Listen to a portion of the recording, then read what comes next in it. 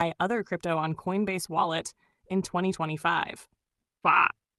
If you want to buy cryptocurrencies that aren't directly listed on Coinbase, you can still do it through the Coinbase Wallet app. Here's how. 1. Download and set up Coinbase Wallet. Install it from the App Store or Google Play. Create a new wallet or connect your existing one. Make sure you safely back up your recovery phrase.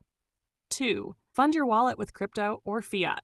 If you have a Coinbase account, you can send USDC or ETH from Coinbase directly to your wallet address. 3. Access the built-in DEX, decentralized exchange. Open the Coinbase Wallet app, tap the Swap or Trade button, choose the crypto you have and the one you want to buy. 4. Select the token and network. Search for the token's name, confirm the correct blockchain network, for example, ERC20 on Ethereum or BIP20 on Binance Smart Chain. 5. Review gas fees. Every blockchain transaction has a gas fee. Check it before confirming the swap.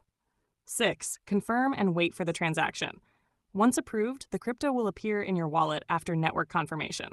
Tip: always double-check the token's contract address from a trusted source to avoid scams.